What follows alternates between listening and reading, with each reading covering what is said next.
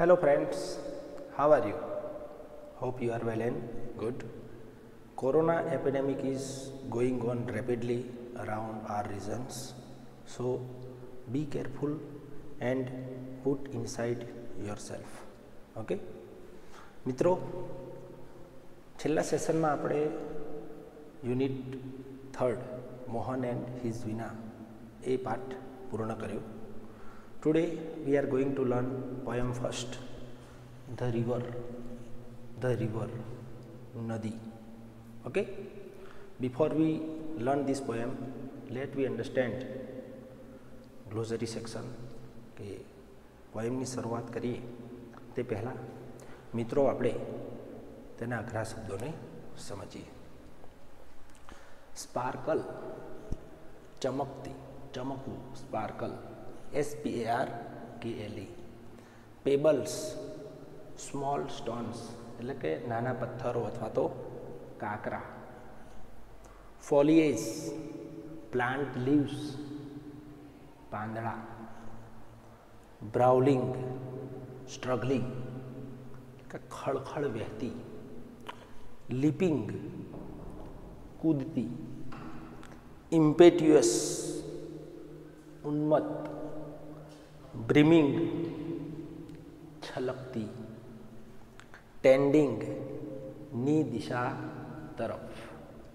Okay, તો આ શબ્દો ધ્યાનમાં રાખવા. આ શબ્દોનો અર્થ આપણને ખ્યાલ હશે તો જ તેના સ્ટેન્જામાં તમને ખ્યાલ આવશે. તો અચૂક આ શબ્દોનો ખ્યાલ રાખવો. તો ફર્સ્ટ ઓફ ઓલ આપણે તેના બે ફર્સ્ટ જે સ્ટેન્જા છે એને સમજવાનો પ્રયત્ન કરીશું. First of all, I am going to read it and then I will explain it in Gujarati. I will translate it in Gujarati. Okay? River, river, little river, bright you sparkle on your way. Over the yellow pebbles dancing, through the flowers and foliage, like a child at play. Okay, this is first stanza of the poem. Now second one, river, river, swelling river, river, river, swelling river, on your rush through rough and smooth, on your rush through rough and smooth. Louder, faster, brawling, leaping over rocks by rose banks, sweeping like impetuous youth. Okay, તો મિત્રો આ પહેલાં બે જે પંક્તિઓ આપેલી છે એને આપણે ગુજરાતીમાં સમજવાનો પ્રયત્ન કરીએ, તેનું ટ્રાન્સલેશન કરીએ. Pay attention here. River, river, little river, નદી, નદી, નાનકડી નદી, નદી, નદી, નાનકડી નદી.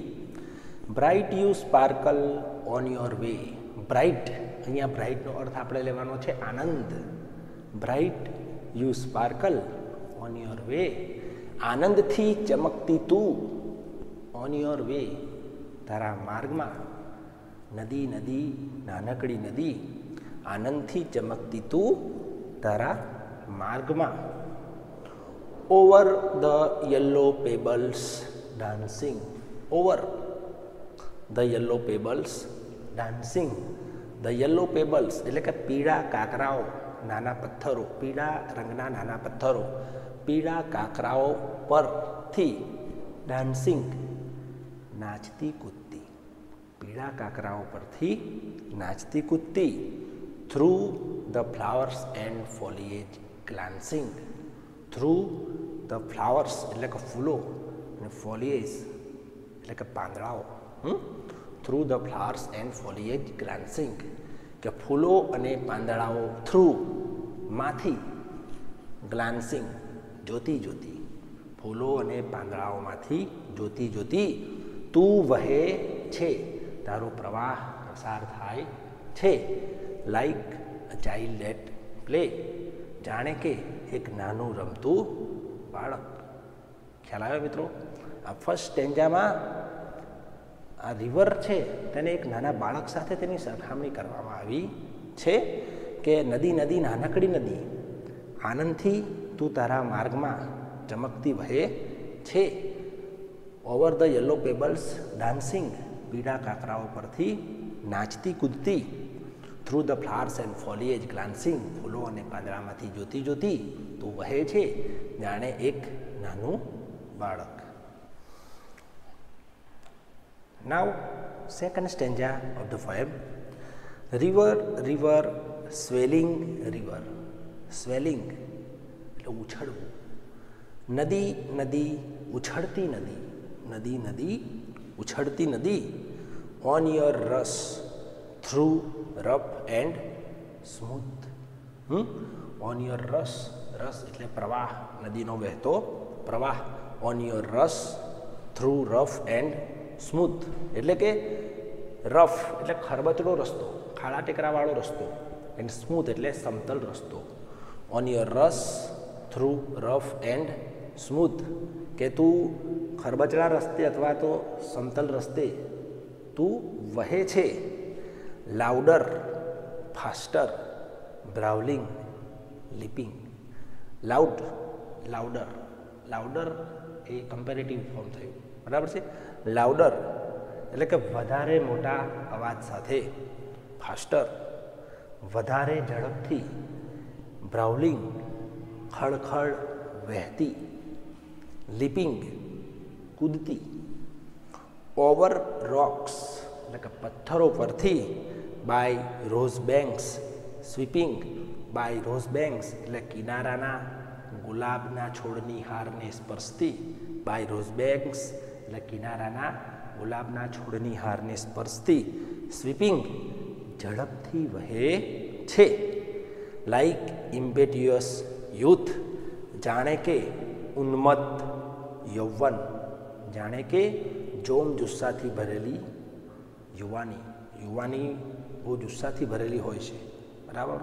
યુવાનીમાં જે જુસ્સો હોય છે આપણી યુવાનીમાં, એ જ આપણી યુવાની સાથે આ સેકન્ડ સ્ટેન્જામાં આ નદીની સરખામણી કરવામાં આવી છે. એનો રસ એટલો બધો જુસ્સેદાર હોય છે એને યુવાનીના જુસ્સા સાથે સરખાવવામાં આવી છે, બરાબર છે મિત્રો. તો ફર્સ્ટ અને સેકન્ડ સ્ટેન્જા આપણે જોયા.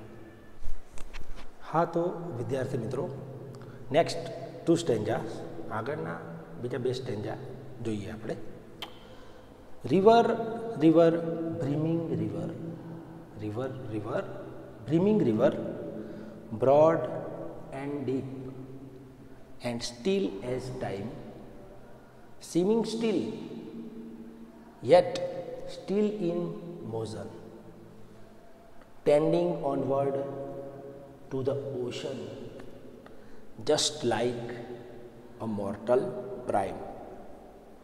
Third stanza, last and fourth stanza of the poem.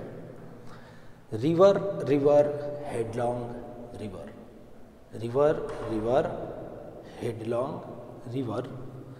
Down you dash into the sea. Down you dash into the sea. See that line hath never sounded. See that line hath never sounded. See that sail hath never rounded. Like eternity. Like eternity. Okay? Let's translate it. River river brimming river. नदी नदी छलकती नदी. नदी नदी छलकती नदी. Broad and deep विशाળ અને ઊંડી. Broad and deep and still as time. Steel as time સમયની જેમ સ્થિર. બહુ સરસ વાક્ય છે. એન્ડ સ્ટીલ એઝ ટાઈમ સમયની જેમ સ્થિર. સીમિંગ સ્ટીલ સ્થિર લાગે. સીમિંગ સ્ટીલ સ્થિર દેખાય. યેટ સ્ટીલ ઇન મોશન તેમ છતાં ગતિમાં રહેતી. આપણને સ્થિર દેખાય છે નદીનો રસ, નદીનો પ્રવાહ, પરંતુ એ સ્થિર લાગે છે પરંતુ સતત તેનો પ્રવાહ વહેતો હોય છે.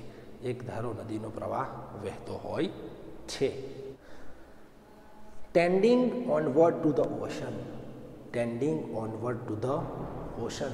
Tending onward to the ocean. To the ocean એટલે કે સમુદ્રની દિશા તરફ આગળ વધતી. Tending onward to the ocean, સમુદ્રની દિશા તરફ આગળ વધતી. Just like a mortal prime. Just like a mortal prime. Mortal એટલે મરણશીલ. મોર્ટલ એટલે મરણશીલ અને પ્રાઇમ એટલે શ્રેષ્ઠ સમય. મોર્ટલ મરણશીલ. મરણશીલ કોણ છે? મનુષ્ય. તો અહીંયા આપણે મનુષ્ય અર્થ લેવાનો છે. Just like a mortal prime, જેમ કે પોતાના શ્રેષ્ઠ સમયમાં મનુષ્ય. બરાબર? જેમ મનુષ્ય પોતાના શ્રેષ્ઠ સમયમાં હોય છે એ જ પ્રમાણે આ રીતે જે છલકતી નદી છે શ્રેષ્ઠ સમયમાં મનુષ્ય હોય એની સાથે આ નદીને સરખાવવામાં આવી છે. Fourth stanza. River river headlong river. નદી નદી ઉતાવળી નદી. નદી નદી ઉતાવળી નદી. Down you dash into the sea. Down you dash into the sea કે તું સમુદ્રમાં ધસી જાય છે. તારો પ્રવાહ સમુદ્રને મળી જાય છે. Sea that line hath never sounded. Sea સમુદ્ર, દરિયો. સમુદ્ર કે જેનું માપ કરવું શક્ય નથી. સમુદ્ર કે જેનું માપ, જેનું અંતર અમાપ છે. Sea that sail hath never rounded. Sail એટલે પ્રવાસ. સમુદ્ર કે જેનો પ્રવાસ કરવો પણ અશક્ય છે, જેનો પ્રવાસ કરવો પણ શક્ય નથી. Like eternity. લાઈક ઇટર્નિટી જાણે કે શાશ્વત સમય. બરાબર છે? એકવાર પછી જોઈ લઈએ. નદી નદી ઉતાવળી નદી. Down you dash into the sea. તું સમુદ્રમાં ધસી જઈશ. Sea that line hath never sounded. સમુદ્ર કે જેનું માપ કરવું શક્ય નથી. સમુદ્ર કે જેનું માપ અમાપ છે. Sea that sail hath never rounded. સમુદ્ર કે તેનો પ્રવાસ કરવો પણ શક્ય નથી. લાઈક ઇટર્નિટી જાણે કે શાશ્વત સમય. શાશ્વત એટલે કે જેનો કદી નાશ થતો નથી. ઓકે મિત્રો, તો ધ રિવર પોએમ આપણે ભણ્યા. I hope you understand. પરીક્ષાલક્ષી વાત કરીએ તો આ પોએટ્રીમાંથી સ્ટેન્જા આપેલો હશે, નીચે પ્રશ્નોના જવાબ આપેલા હોય છે. તો માગ્યા મુજબ ટુ ધ પોઈન્ટ જવાબ લખવા. ઓકે મિત્રો, થેન્ક યુ.